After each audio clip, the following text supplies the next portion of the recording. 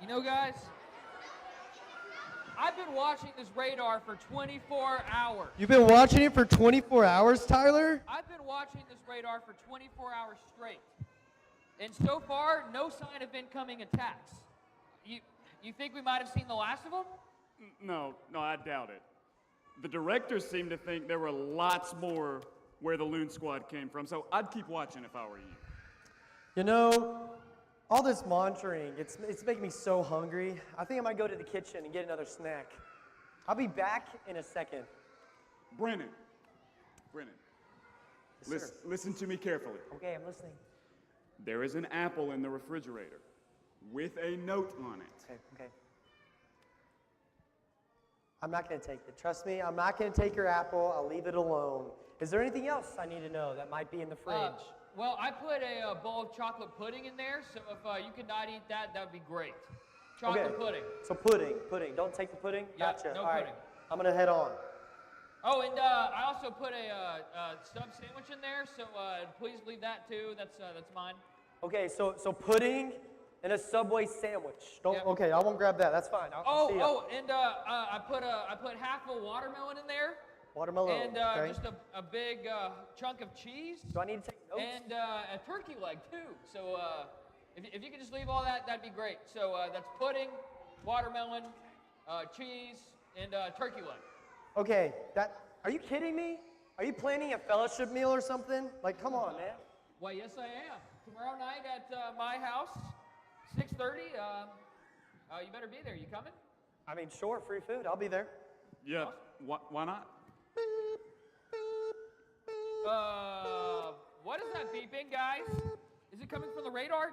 Did I press the global panic button again? No, Tyler, no. Global panic? No. Should I hit it? No, that's the radar going off. Oh, okay. Remember, we have a radar. Looks like another group of incoming attackers. We better call the director. Hey, sir. Sorry to bother you. Looks like we've got another group of attackers incoming. You might want to get down here quickly. Yes, sir. Okay, yes, sir, we will.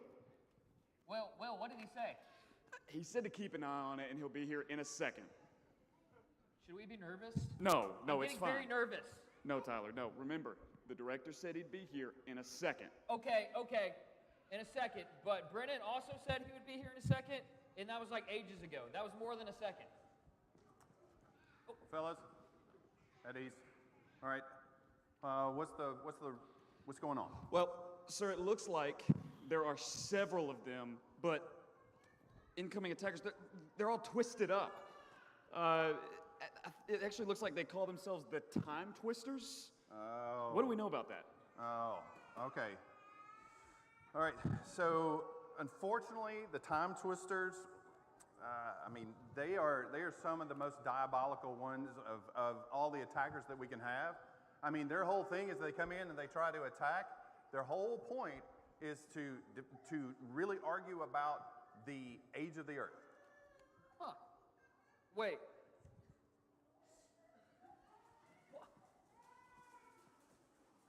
Oh no, who's that? Who is that?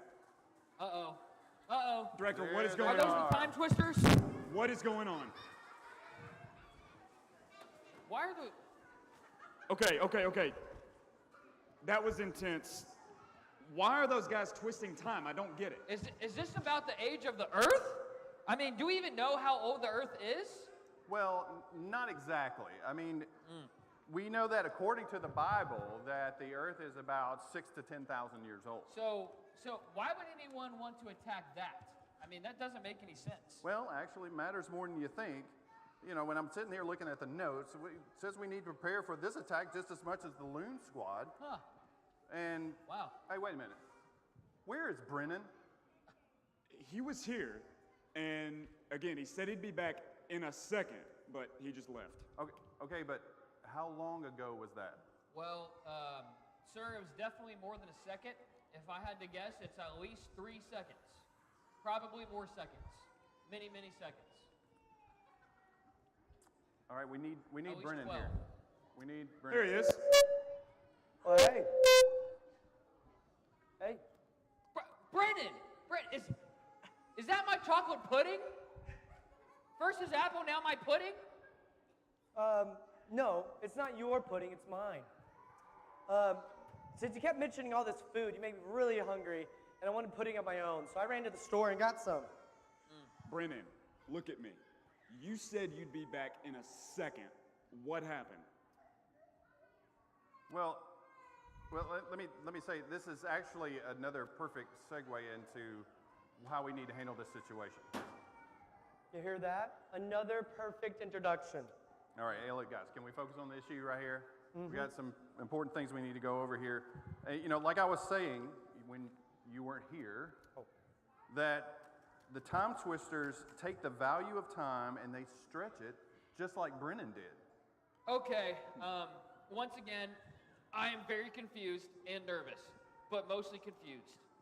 Well, Tyler, you see, when Brennan told you that he was going to be back in a second, he clearly didn't respect how long a second actually is. Well, you know, I think you're right, but I didn't think Brennan meant he'd be back in an actual second. I figured he just meant in a short amount of time, just like the expression we use. Yeah, well, that's true. And we all understand that certain words and phrases can mean more than one thing, but you see, the time twisters, they take that to an extreme. They take it to a whole nother level, and it actually threatens the foundation that our faith was built upon. Okay, so this sounds scary again, and I'm a little scared. Is anyone else scared? No? No, Just me again? no, Tyler, I think you should be a little scared. I mean, you have a lot of food back there, and as soon as Brennan runs out of pudding, man, you might not have anything else left back there. I'm close. Okay, I gotta go save my pudding! Gotta go save my pudding! Oh my goodness. Well, I was about to tell Tyler that there's really no need to worry. I mean, we've already given the information. What is wrong with your face? I don't know, man. I was just smacking on some food. Look, what I was going to say was our teachers, they already know all about the time twisters. We've already given them all the information that they need, so our time twisters are good. So, hey, I tell you what, kids, are you ready to learn about how to defend against the time twisters? Oh, I don't think they're ready, Wait, DJ. I don't think they're ready. I'm not either. Let me try that again. Y'all ready? Kids, y'all remember you're my new Y'all ready? recruits. Are you ready to go learn how to defend against the time twisters? Are y'all ready? There you go. All right, Y'all are ready. Brennan. Y'all are ready. Brennan, now that you've wiped your face off from all that pudding, can you sing us some songs? I Get think them we're gonna warmed sing up? some songs. Get them Let's warmed stand for up, training. let's stand up, sing some songs. Come on, everybody. Okay. My pudding is okay. That's good. All right, y'all know this song. welcome back. All right, let's sing this one loud and proud. We're gonna sing a wise old king. There once a wise old king. He had 10,000 men. He marched them up the hill and he marched them down again. And when you're up, you're up. And when you're down, you're down. And when you're only halfway up, you're neither up or down. Now, there is no energy there. Come on, let's bring the energy. Come on. I want to be energetic. We're gonna go a little faster. All right, a little faster. There was a wiser king. He had 2,000 men. He marched them up the hill and he marched down again. So when you're up, you're up.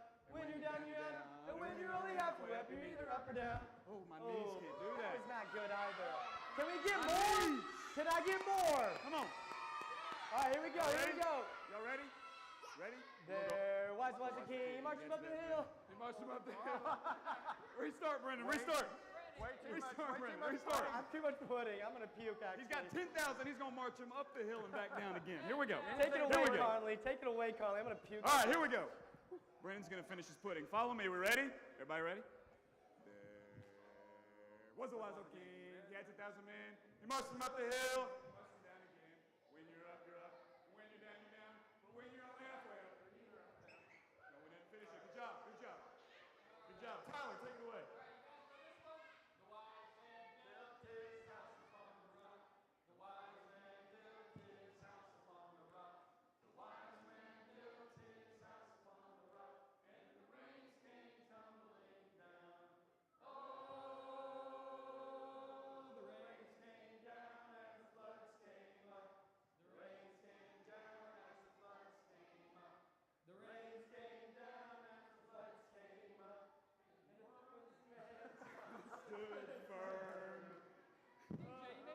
What did the foolish man do, Tyler? The foolish man built his house upon the sand.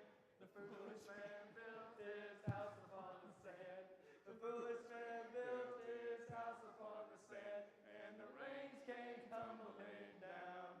Oh, the rains came down as the floods came up.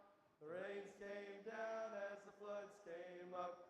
The rains came down as the floods came up, and the foolish man's house went flat. So build your house on the Lord Jesus Christ. So build your house on the Lord Jesus Christ. So build your house on the Lord Jesus Christ, and the blessings will come down. Oh, the blessings come down as the prayers go up. The blessings come down as the prayers go up. That's right. The blessings come down as the prayers go up. So build your house on the Lord Jesus Christ. Everybody up. Everybody up. One more. Everybody up. Stretch out. Stretch your arms. Do this right They here. are. Wiggle your arms out. Wiggle your arms out. Get loose. Get loose. Get loose. All right. Follow me. You ready? I'm all wrapped up. I'm all tied up. I'm all tangled up in Jesus. I'm all wrapped up. I'm all tied up. I'm all tangled up in God. I'm all wrapped up. I'm all tied up. I'm all tangled up in Jesus. I'm all wrapped up, tied up, tangled up in God. Oh yeah. That felt slow, didn't it? Can we go faster? Oh, I know. We want to go faster. So let's go really fast, okay? Really fast. Here we go. Y'all ready? I'm all wrapped up, all tied up, all tangled up in Jesus. I'm all wrapped up, all tied up, all tangled up in God. I'm all wrapped up, I'm all tied up, I'm all tangled up in Jesus. I'm all wrapped up, tied up, tangled up in God. Oh yeah. Well, we can go faster. I think we can do even faster. Come on. You got it? You go faster? This guy wants to go faster. Who wants to go faster? Come on. Here we go. Here we go.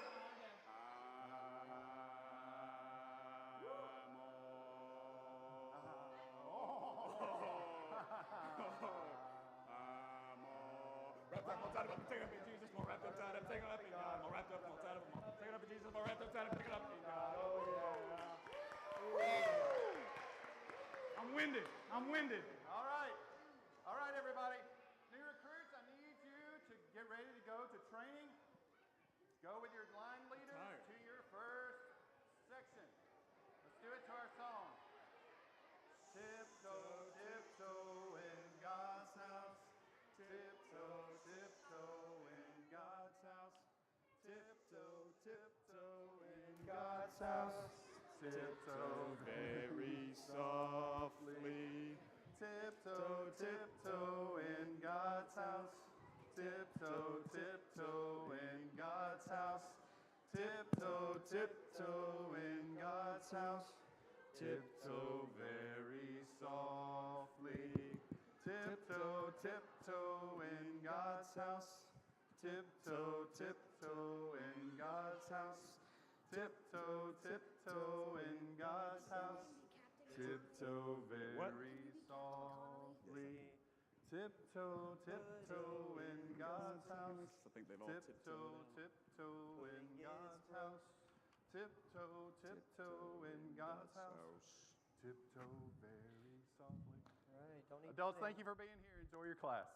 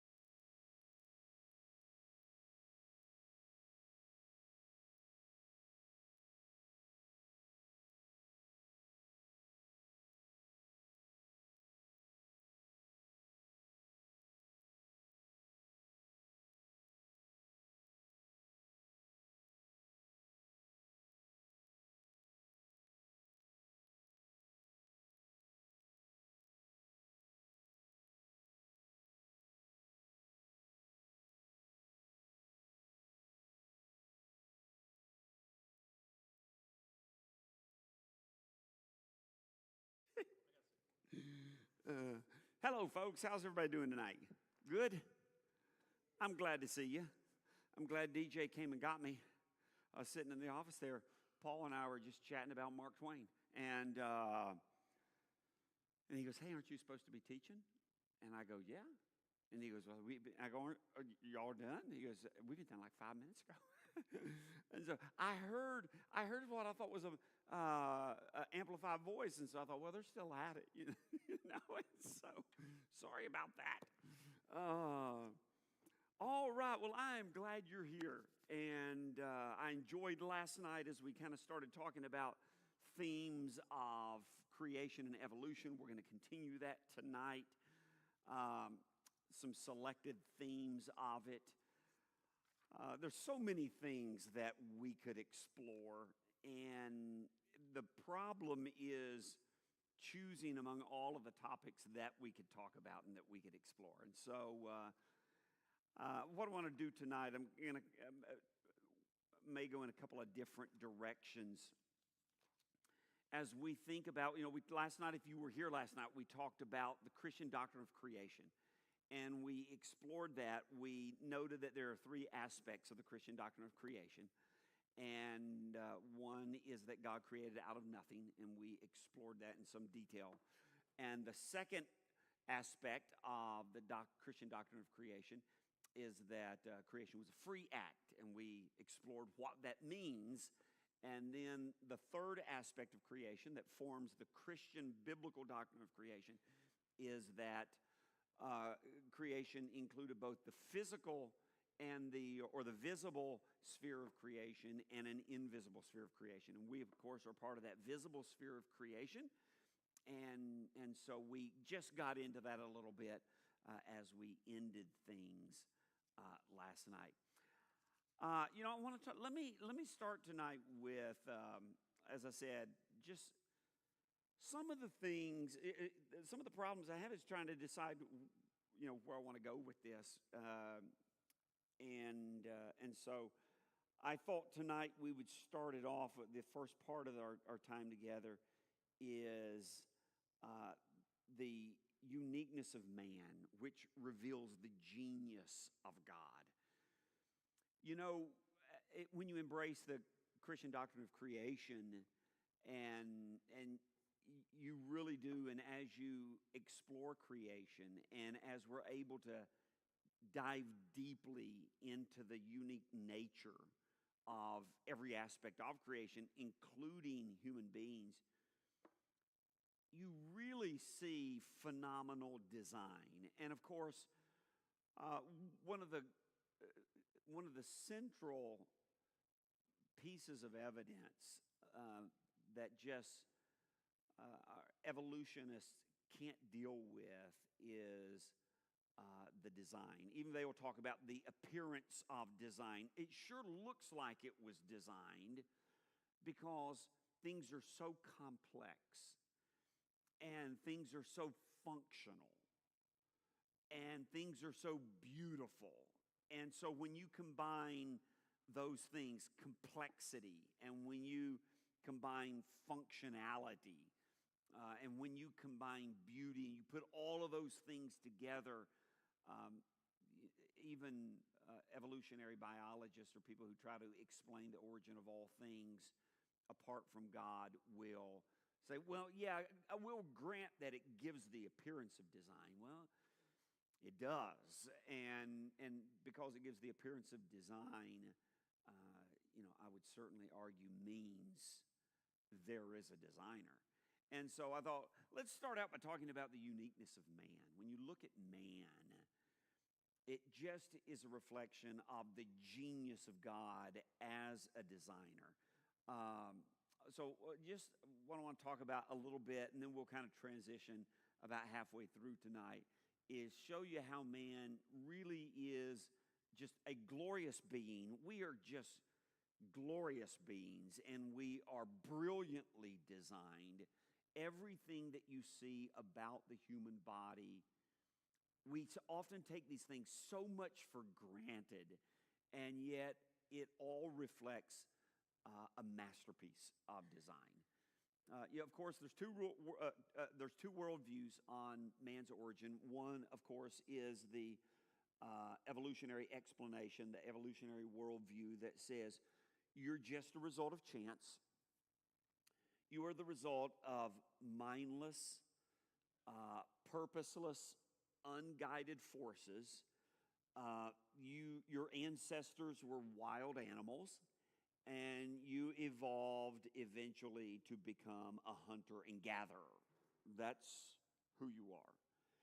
And of course, there's the biblical worldview that says, no, man is designed by God. He was created just a little lower than the angels. He is designed to be supremely skillful.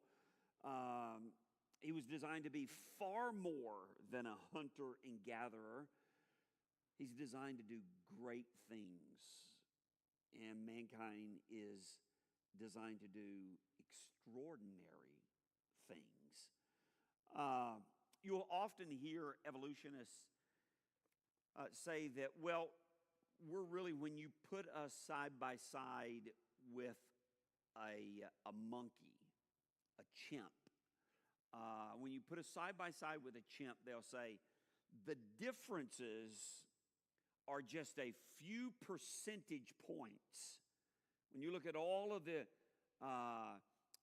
when you get all of the, when you look at the DNA, it's just a very few small percentage points between a human being and a chimp. Some say it's like, there's only like 5% difference. Well, first of all, that's a disputed figure. I mean, when you hear that, take that with a grain of salt, first of all. That is a very disputed figure. Depending on the resolution at which you look at DNA, and that is really, really, really important, you can say the differences are a whole lot more than 5%. We have a different number of chromosomes. But even if our DNA is quite similar, and you can explain that through, of course, similarities of biochemistry, in reality, our physical design is in many ways 100%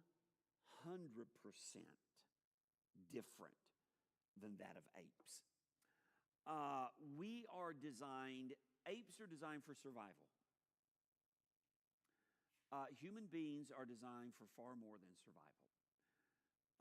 We are designed, as we're going to see, as we just talk about the certain aspects of our design, we are designed to build. And we are designed to read. And we are designed to write. And we are designed to create. And we are designed to make music. And we are designed for artistic activities. And we are designed to play sports. We are designed for far more than survival. We are designed, as I said, to do extraordinary things. I want to mention just a few of the features that really make us special and that shows, as we read in Genesis, of course, where the crowning act of creation is mankind, and he is the only one that he makes in his image, after his likeness, and these aspects of our nature show that God, again, is just an ingenious designer. First of all, we are bipeds. What does that mean, we're bipeds? Anybody? Yeah, 2 feet. It means we walk on 2 legs. Now, in comparison with apes, you know what that means? It means that we are 100%, not 5% different than an ape. It means we are 100% different than an ape. In fact, there are about 4,000 mammals in this world. Do you know how many of those 4,000 mammals are bipeds? Anybody want to take a guess? Just take, anybody? Got a guess? Okay. I was fixing to say, Jay, let's talk about birds for a minute. Let's talk about, I feel better now. I was going to go, how do I gently help him with the mammal thing? Okay, 4,000 mammals about. How many are bipeds? Anybody got a guess? After I say it, you might go, oh, that was a trick question. Probably. How many bipeds? One. That's exactly right. There's just one. There's just one. Of approximately 4,000 mammals, we are the only one that stands upright. There are two if you count Bigfoot. That was a joke about like yours. That didn't land either, Jay. Sorry. So, but yeah, we are the only one that stands upright. That's significant. We are the only one out of about 4,000 mammals that stand upright. And we don't even think about this. There are a huge number of design features that go in our upright stature. And these unique features literally go from our head to our feet. In our ears, for instance, we have our vertical balance. We have these 3 semicircular canals, and in our ears, the vertical ones are enlarged, showing that we are designed to walk in the vertical plane. Nobody else has that design. No other mammal has that design in their ear. In the case of apes, their canals are designed to move through trees in 3 dimensions. Our canals are designed completely different to move through the vertical plane. Nothing else has that. We have a flat face.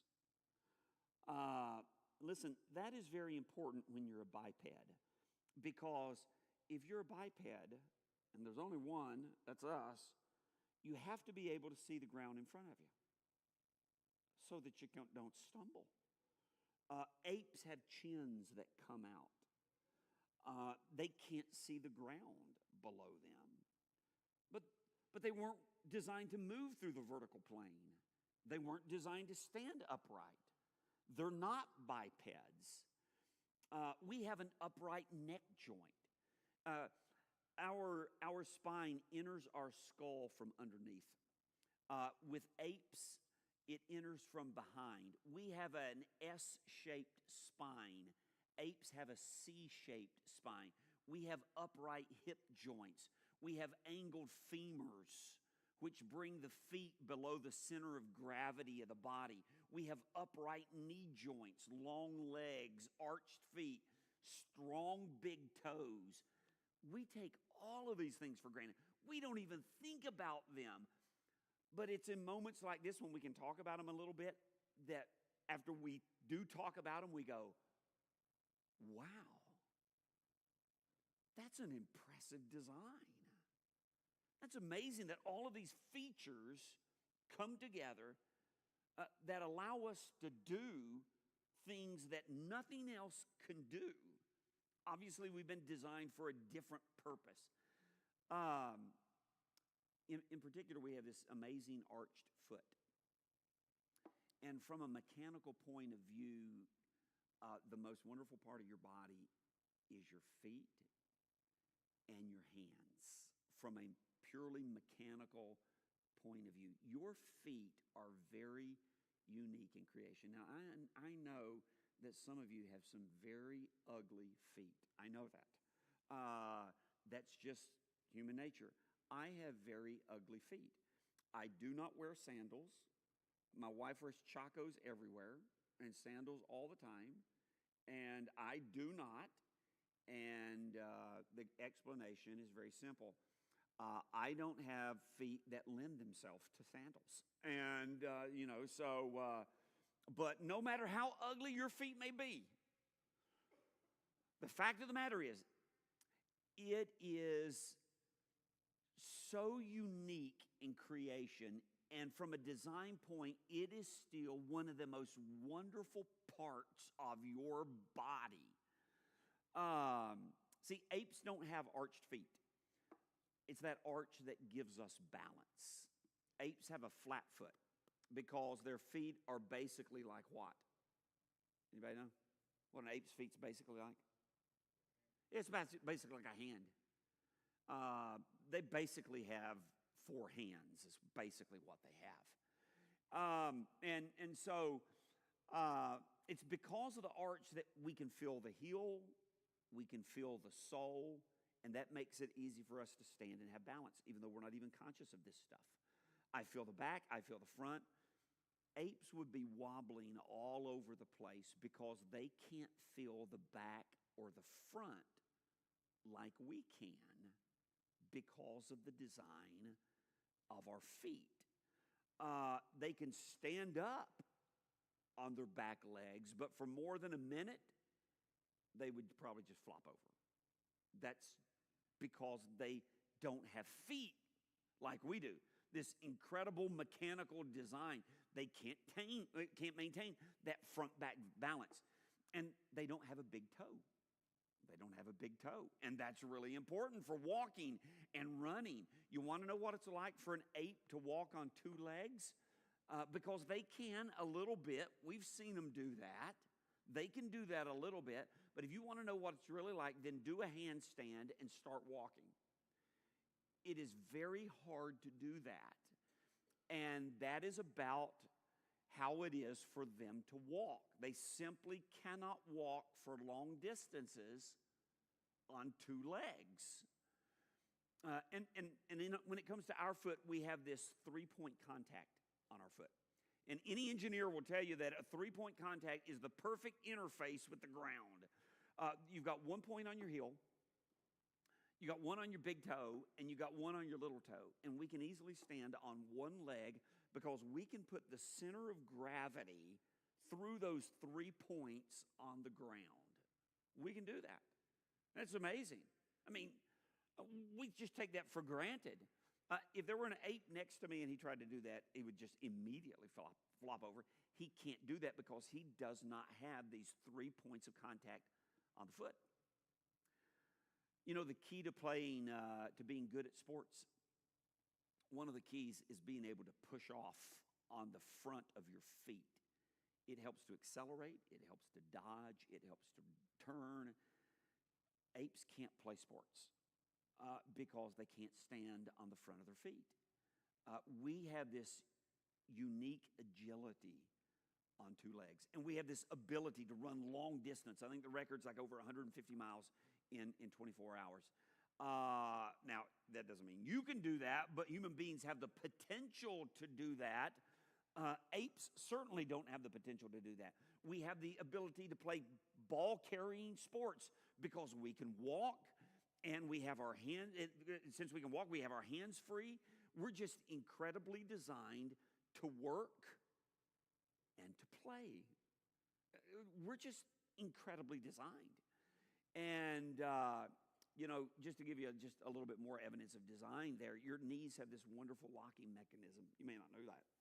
But so you can actually stand and you don't need to tense your legs to stand because of that mechanism. You can relax them, and it makes it really easy to stand for long periods of time. That is a part of our design as a human being. And then, as I said, from a mechanical standpoint, not only are your feet just the most wonderful aspect of creation, but your hands are as well. Our hands, I'm telling you, they are a masterpiece of design. We can make a pinch grip with every one of our fingers. I mean, and that is the beginning of the genius of it. We can make a strong pinch grip. We can make a sharp pinch grip. We can make a delicate pinch grip. Our hands are perfectly designed for a circular pinch grip. And it's through that. It's through that pinch grip. That's the secret to the great skill of human hands. We can go from perfectly flat hands to a clenched fist. Apes only have a curve. They're designed to grip branches. But we can make every position of our hands, and we have such fine muscle control. Very, very delicate muscles that enable our fingers to move with incredible precision. And we have so many touch sensors on our hands and in our hands. If you want to know what it's like to be an ape, then you need to put on some really thick gloves for a week and try to do all of your tasks. And even then, you're going to have better hands than an ape. It's just, we can do such delicate work. I was showing Will Conley Friday. I was putting an alternator on his car for him and showing him how to do that. And there came a point, I said, hey, I need to take my gloves off here. I had some work gloves. I usually wear some rubber gloves, but they were a little big. But I was trying to get down in this little tiny area where his alternator was located at, and I was going to put this little tiny nut on top of the connector that led to the battery. And I said, I got to get my glove off so I can really, feel that and hold on to that nut. I needed my hands as God made them there. Just incredible touch sensors and incredible precise muscle control. We are incredibly advanced as human. What we can do technologically is amazing. But nobody who's involved in the field of robotics and prosthetics, no matter what kind of technology that we have, any effort to make something like a human hand is a humbling process. It is impossible to replicate. It is impossible, especially the flexibility of the palm. And that's another secret to the brilliant design here. Our hands just have these amazing skills. Musicians can play with such speed and precision and feeling. I'm telling you, I am absolutely in awe of my hands. And, people knit, and there's multiple grips, and there's precision movements, and our hand is perfectly designed to hold a pen. These are just things that we take for granted. You've got your middle finger, and you've got your index finger, and you've got your thumb, and they all come together for this tripod grip. You think that's nothing? You think that is unimpressive? That is a genius mechanical design. And so, we're just not able to do the pinch grip, like I said, with every one of our fingers. We can do this tripod grip with our fingers. Our hands and our feet, just incredible reflections of design. And then there's our skin, man. This is one of the things that really confuses evolutionists, human skin. They call us naked apes, of course, because they believe that our ancestors are apes, but one of the things that clearly distinguish us is that we don't have fur. And so they call us naked apes. Well, we're not. We're not naked apes.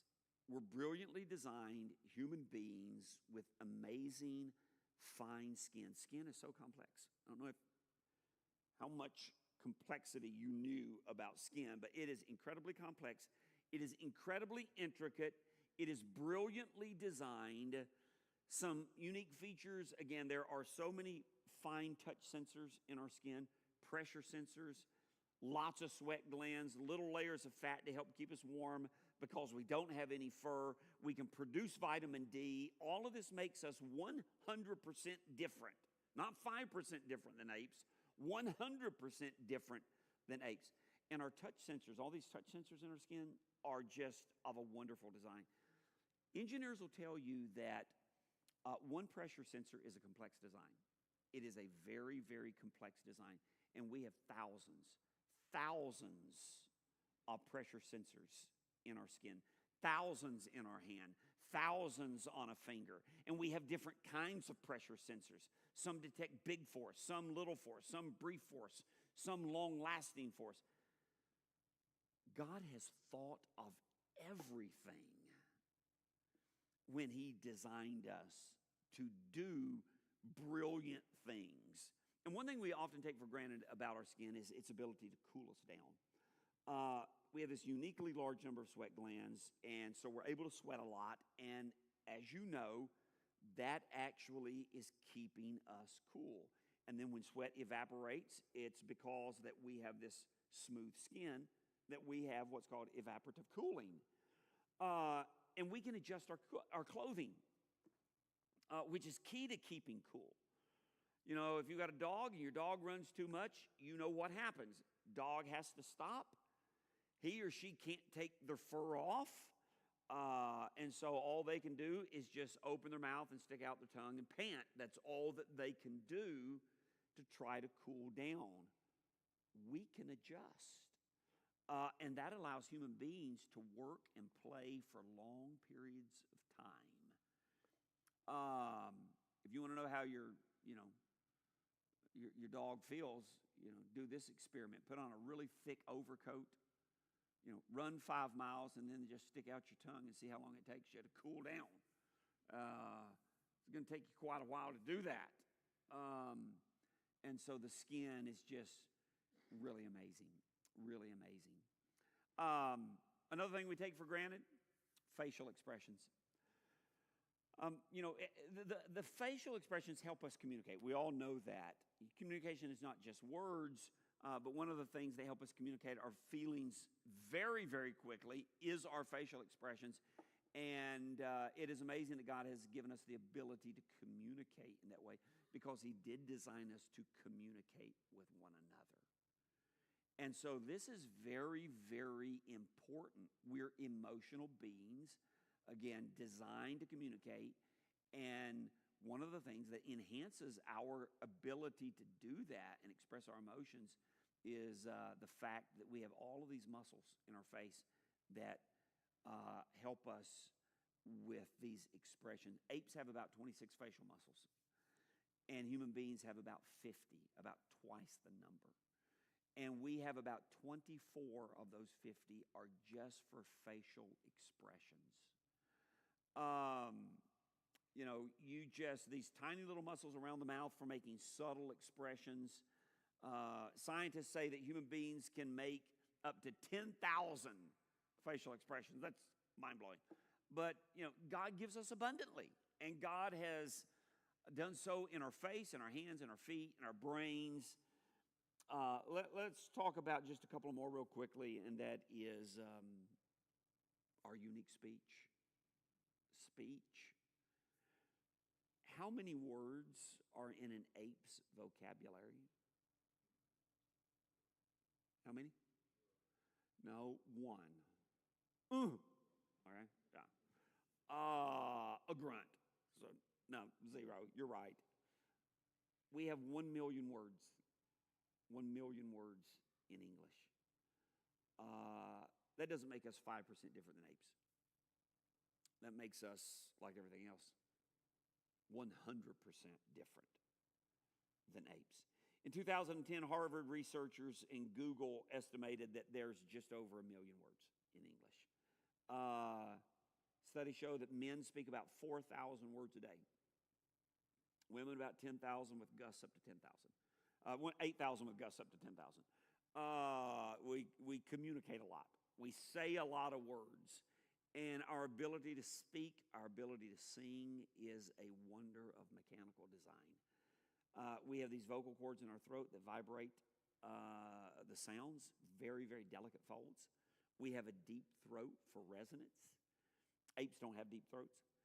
Our throat is evenly proportioned. The depth of the throat is about equal to the mouth's length, and that is optimal for sound resonance. Tongue, of course, is the key to speech. We have been given big tongues. They extend down our throats, and that means the tongue can make a lot of positions. And as you speak, the tongue is moving all over the place, making different shapes so that you can make different sounds. And it's not just your tongue, it's your fine lips that release pressure. Speech is this amazing thing, a thing that we oftentimes take for granted.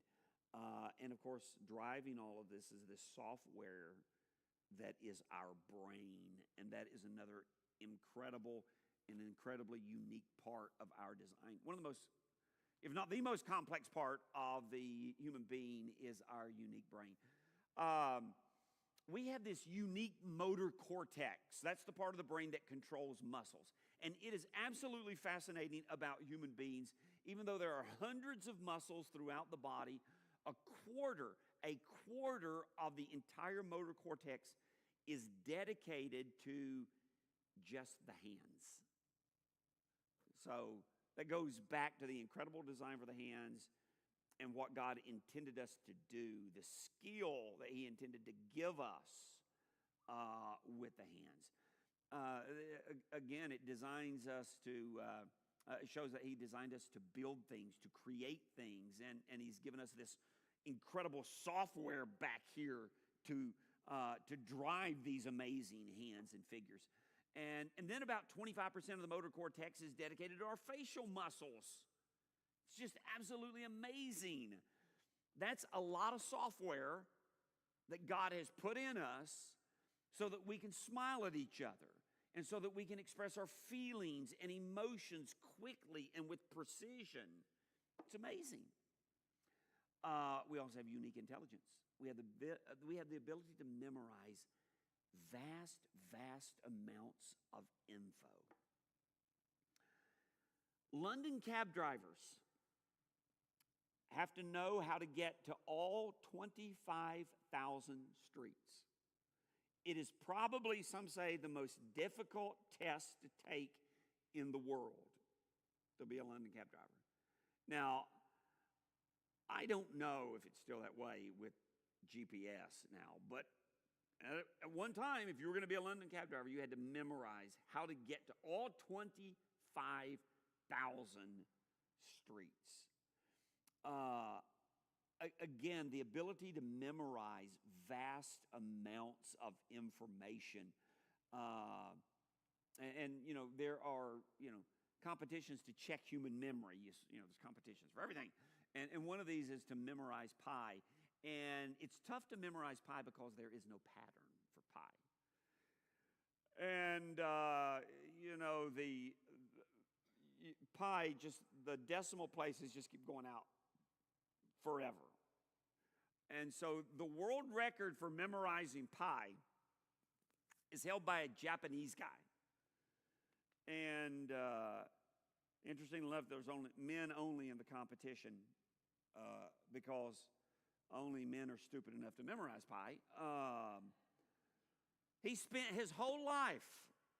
I'm not sure it is the best use of your life, but it does illustrate the ability of the human brain to memorize vast amounts of information.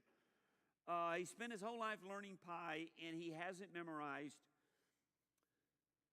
to 42,000 decimal places.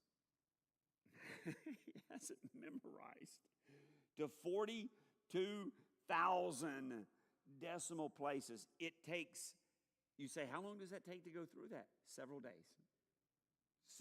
Several days to go through that. It was a stupid thing to do. Yes, if you're thinking that, you are thinking correctly. But again, it does demonstrate the brilliance of human memory. On May 23rd, 2002, there was a 3-year-old girl in Holland. She had a terrible, terrible illness. And the physicians, they had to take out the left side of her brain. And that was going to take away her entire speech center. And she would never be able to speak. She was never going to be able to understand. And this is what the physician told them. After we do the surgery, understand your child will no longer be able to speak after surgery. She lost her ability. The surgery went well. She healed. The parents brought her back when she was 7 years old. Remember, it was 3 years old when this surgery was performed. And the parents told the surgeon, our little girl, who's 7, is fluent in 2 languages. She's fluent in Dutch, and she's fluent in Turkish, and she's now learning English. And the surgeon said, oh, I'm sorry, that is simply impossible. It can't happen. And the parent said, oh, I'm sorry, but why don't you speak to her? And the surgeon, a man by the name of Dr. Borgstein, said, it was amazing. He said, I told my students to forget all the neurophysiology they were learning. Forget it all. He didn't realize that the brain could rewire itself and put a speech center on the other side. If you complain about learning a second language with a whole brain, listen, you shouldn't have a problem. The uniqueness of the human brain just testifies to the genius of God. I mean, it is simply amazing. The more that we have been able to look at things from a molecular level, and it just continues to give glory to God, give glory to His genius design skills. But of course, one last thing here is what makes us most different. What makes us most different than anything else, especially apes, and that is every human being has a unique soul. We have awareness, and we are capable of rational thought. We can appreciate beauty. We have emotions. We have the power of choice. We're responsible for them. We have a moral conscience. The evolutionist worldview says we are just a bit of slime on a planet. That's what Professor Peter Atkins said in the Daily Telegraph, a London newspaper, back on April the 13th, 1996. We are just a bit of slime on the planet. What a contrast. We're either a glorious being or we are just a bit of slime. And just a few of the things that we've looked at tonight on this matter clearly shows we're not a bit of slime. We are a glorious being. And what is the purpose of that unique design? Well, it's the purpose. Last night, as we were talking about the purpose of creation, and we said that was the second aspect of the Christian doctrine of creation. Creation was a free act, meaning God created simply because He chose to. He did not have to. It was not that He was lacking something. God is perfection and lacks nothing, and never lacked for anything. And so it was a free act. He did it. But what was the purpose? in his intent of accomplishing in that. And we said there's really two things. But the first thing that the Bible clearly repeats over and over again, it was his creative work was designed to glorify him. And that is the purpose of man's design. You're designed to do things that glorify God. Build, read, write, make music, sculpt, whatever you do. It's been a long time, but there was a show on, I can't even remember the title of it, but it was about the extraordinary things that human beings can do. And I watch that sometimes because I am blown away at what people can do. And it's like, how in the world is that even possible? And I just, every time I watch it, every time I see somebody do something, I go, man, God's great. Man, wow. God is amazing. God is such a genius. He is such a genius. And, everything in his creation is designed to do that. We took Vivian to the zoo today, and we'd see animals there, and we'd just, wow, man, God's such a genius. He's just such a genius. Glory to him. And so we're designed to glorify God, and we're stewards of his creation to his glory. He's given us a voice to praise him. There's nothing more beautiful. That's what we're designed to do. We have a brain, and we can comprehend his word. We have a body that was worthy of Jesus Christ himself. And so we're unique. That's why God said, let us make man in our image. No, we are not, despite what some people say, no, we are not 5%, only 5% different than apes.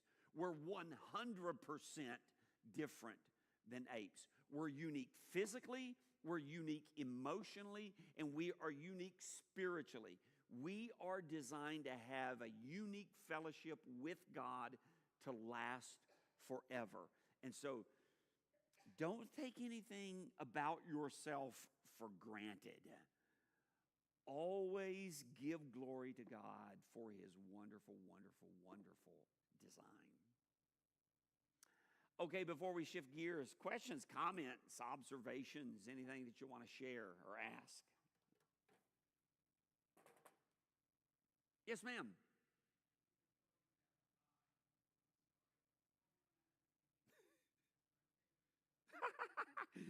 Former math teacher over here.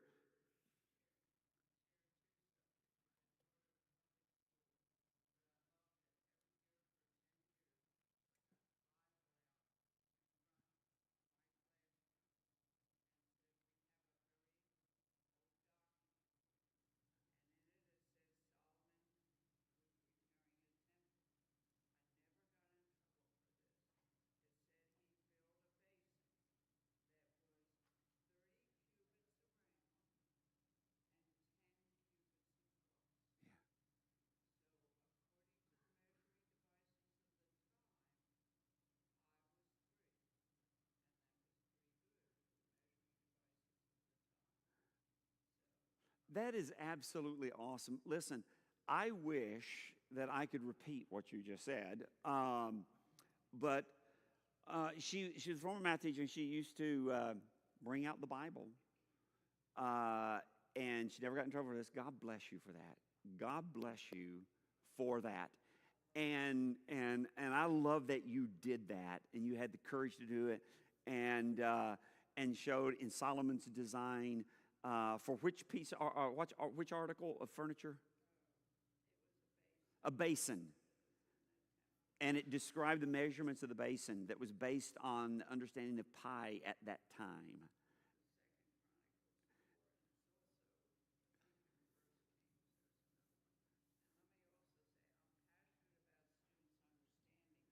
Yeah? She's passionate about her students understanding pi. I'm reading so you can hear her.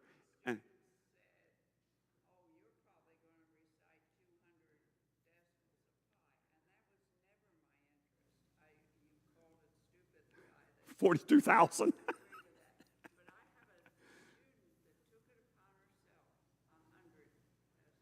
Wow. She had a student who took it upon herself to learn pi out to 100 decimals.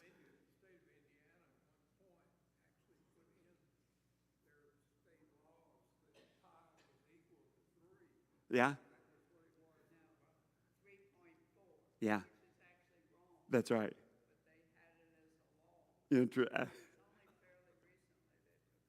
That is interesting. That is very interesting. Anybody else? Yeah, Mac.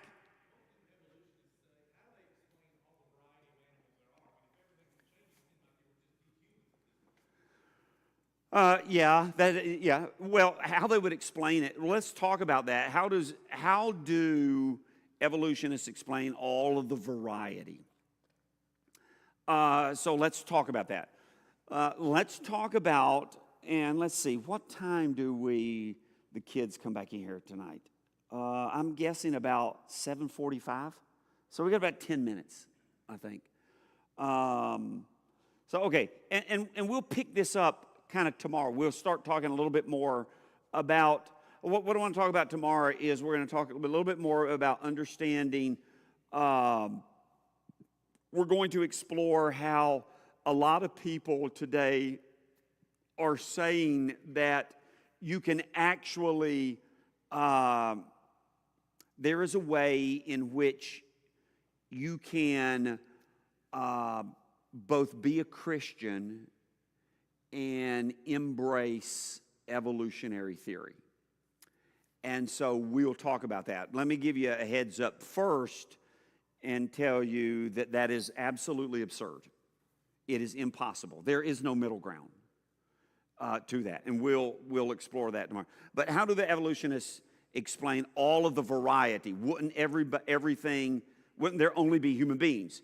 No, there wouldn't only be human beings, because you have to remember, when it comes to Darwinism, Darwinian evolution, which is the very basis of the modern understanding of origin, or the scientific orthodox understanding of origins in the academy today.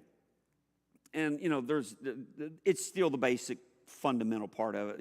Things have been added and everything, but it's basically Darwin's design of, there's two elements. One of them is mutation, and the other is natural selection. Now remember, the very fundamental, the very bottom thing, foundation of understanding the Darwinian theory of evolution of origins is you have to understand this. It begins, and this is why it is impossible. There is no middle ground for the biblical understanding of creation and evolution. There is no middle ground, because there is no one who accepts Darwinian evolution who will ever allow God in the picture anywhere. Because the very foundation of Darwinism is that everything that exists as a result of mindless, unguided, purposeless forces. At its very foundation, there is no intelligence at all. There is no God. There is no designer. And so there is no middle ground. So it starts with this. So everything is mindless, unguided, purposeless forces, natural forces. Not supernatural forces, natural forces. And so starting from there, they believe that what began, everything starts with a mutation. We all know what mutations are, right? Mutations are basically accidents of nature. And so something would mutate, and that mutation would give whatever that was a little bit of an advantage over all the others who didn't have that mutation. And so it helped him or it survive. And then, randomly, because of mindless, purposeless, unguided forces, another mutation just happened over time. And it gave it even more of an advantage. And so what you have are just these random mutations everywhere, not going in a singular line toward humanity, but the mutations are taking different organisms in different directions. And so that's why you have just a variety. That's why you have about 4,000 mammals today. It's just random. And so, the mutation took this singular piece of bacteria eventually and made a bird out of it. And another mutation took, eventually resulted in one becoming a dolphin. And then different mutations resulted in this one becoming a bird. And then different mutations resulted in us becoming humans. And so that's how they would explain it. It's just, it's just all random. And so that randomness in mutations led in a whole lot of different directions. But we're going to talk a little bit about mutations tomorrow. And we're going to talk about that whole idea. And we're going to talk about some of the, some of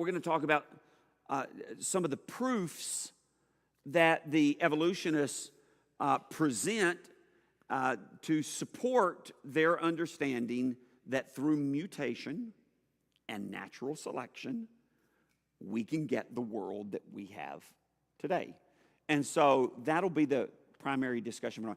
And then after we talk about that, then we'll talk about efforts, a couple of efforts to kind of bridge the gap between Christianity and evolution that we have to reject. One is called theistic evolution, and we'll talk about that and what that is tomorrow. And we'll also talk about another movement that arose not too long ago.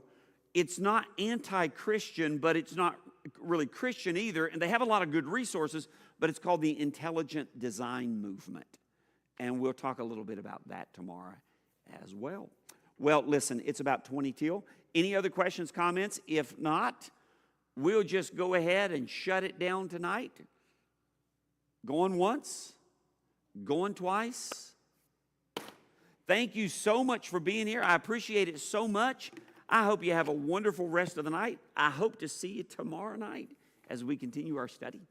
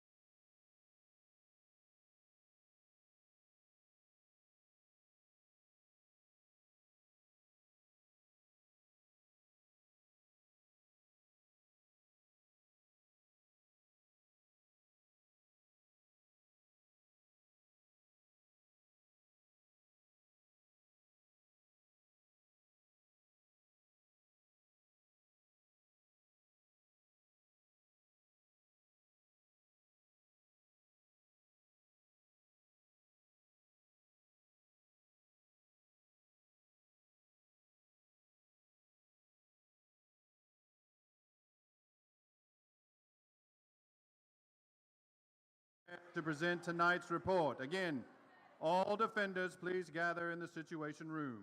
That is all. Will, I have to say, Will, this was one of the most interesting days I've ever had working here. Definitely very interesting. I had no idea the age of the earth was so important. I know, right? And those time twisters, they were really sneaky in the way that they attacked the truth about the Bible. We're really lucky to have so many great defenders out here to helping us learn how to defend the truth tonight. For sure, for sure. And have you seen Brennan? Has anyone seen Brennan? I mean, he's like never here. Brennan's never here. He said he was going to be here in 1 second, and that's been a very long second. Gentlemen, at ease. All right, guys, it looks like you once again have. Wait a minute. Where is Brennan? Well, Where? well, guys, we were just talking about that, sir. He hasn't even come back from class yet. Well, I mean, has Brennan helped at all tonight? Do you count snacking as helping? No. My sandwich! Brennan, that's my sandwich, the one I told you not to eat earlier, right next to the pudding and the watermelon. Why are you eating my sandwich? This isn't your sandwich. This is mine. I've done that again. This is my sandwich. I ran out to get it. After you mentioned, all this food, I got hungry. So I said, hey, I'll be back in a second. I'll grab some more. Second. You gotta stop saying in a second, man. Because you definitely do not mean it when you say a second. Brennan, you really got to stop leaving for snacks. I mean, especially when we're being attacked. I mean, we need your help, and you've definitely got to stop saying in a second. I mean, the words we have meaning. Do you understand that? Yes, sir, I do. I'm sorry I let y'all down. My hunger got the best of me. It seems like I missed some important stuff. Who are the time twisters? Okay. The time twisters are these guys that have been trying to convince everyone that the earth is millions or billions of years old. And I mean, instead of like what the Bible says, which is just a few thousand years old, right? Okay, look, I think I'm all caught up now. But what difference does it make of how old the earth is? Well, I mean, the difference is that you got to decide whether or not the Bible can be believed or not. I mean, you got to be able to trust us when it says something about the earth and how old it is. I mean, for example, when you told Will that you would be back in a second, no one thought that you were going to be gone that long, did they? No, sir, probably not. So, well, I mean, in a similar way, when the Bible uses words as God intended, I mean, we have to take them as simple and understandable meanings. For example, when the Bible tells us that God created the heavens and the earth for 6 days, I mean, those days had a morning and an evening. I mean, so there's simply no way that those words can mean millions and billions of years old. So that's what the time twisters want us to believe. So the time twisters, they believe that the earth is billions of years old. But why do we even care? Well, I mean, that's a very good question. I mean, you see the theory of evolution just appears to be possible.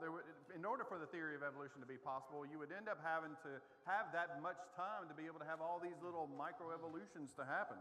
So, you know, the time twisters try to say that the days mentioned in Genesis chapter 1, that really means millions or billions of years old.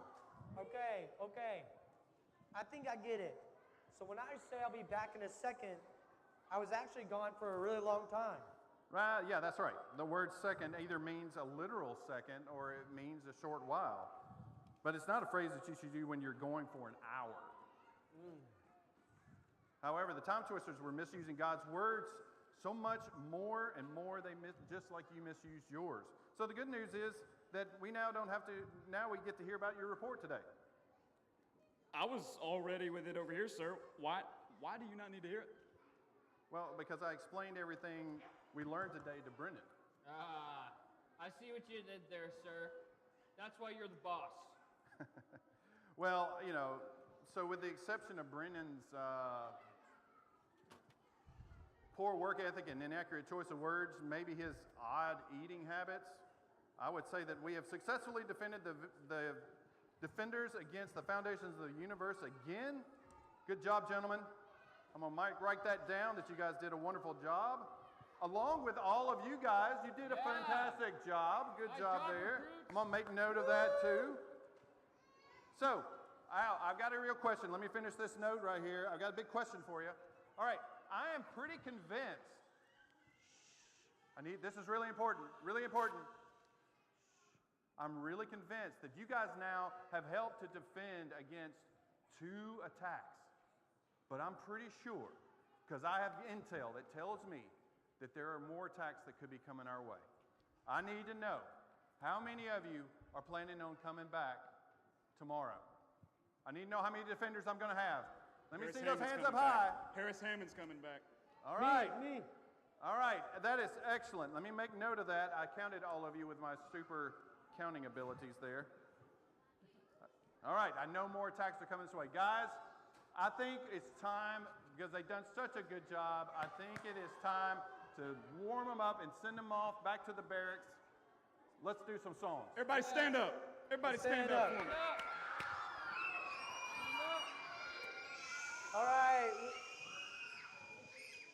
All right, for this first song, we want to sing this one loud and proud. This one, we need to get our lights ready. Who knows this one? We got to get this little light of mine what we're singing, all right? Everyone get their lights ready. This little light of mine, I'm going to let it shine. This little light of mine, I'm going to let it shine. This little light of mine, I'm going to let it shine. Let it shine all the time. Let it shine. Hide it under a bushel. No. I'm gonna let it shine. Hide it under a bushel. No. I'm gonna let it shine. Hide it under a bushel. No. I'm gonna let it shine. Let it shine all the time. Let it shine.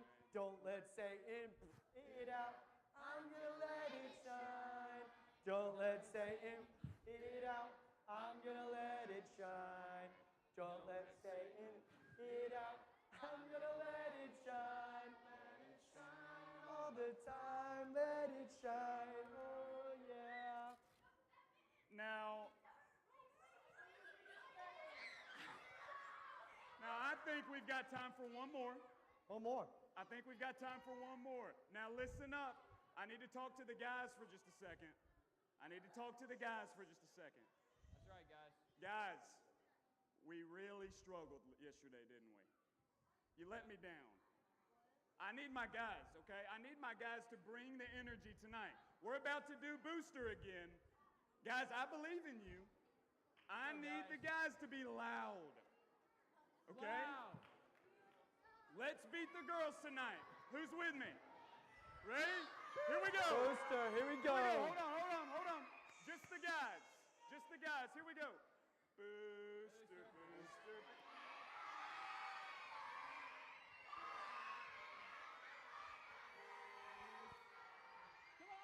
Come on, man.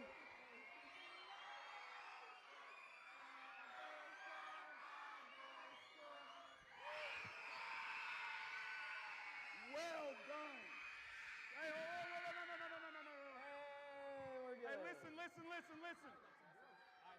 Listen up. Hey, when the song is done, we're not screaming. Good job tonight. That was much better, guys. Nice Ladies. job, guys. Ladies, All right, can you ladies. beat it?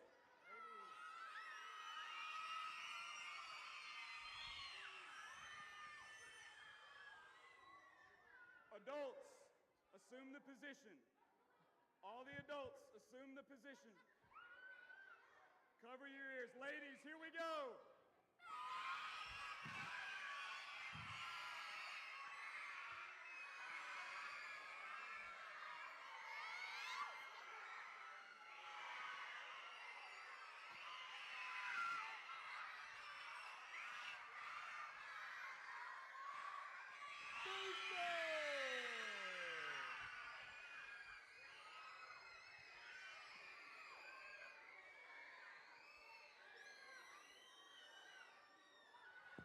All right.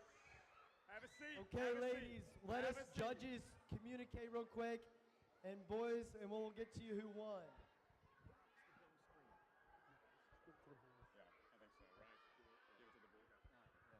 The verdict is in. All right, we need total silence. I need total silence. Listen first. Listen first. This was a hard, Silence. hard decision. We Very are, hard decision. listen. We are going to close in prayer.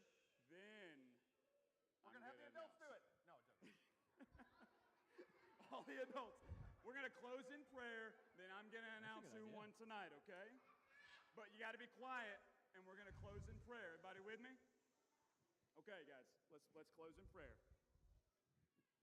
Father God, thank you for this day. Thank you for this week, what it means to us. Thank you for everyone making the choice to be here tonight. And we recognize it's a choice to be here. We're excited about this week and what we get to do, Father. Help us to take what we learn, apply it to our lives, and learn more about you and your creation and the earth. And Father, we're thankful for all the teachers and everyone volunteering their time. Keep us safe as we leave tonight. In Jesus' name, amen. All right, ready? for us to announce, we need a little drum roll. A little drum roll, please. Can you do a little Drum roll. Drum roll, please. And the winner of Monday night's booster contest goes to the boys! The Joe Boys.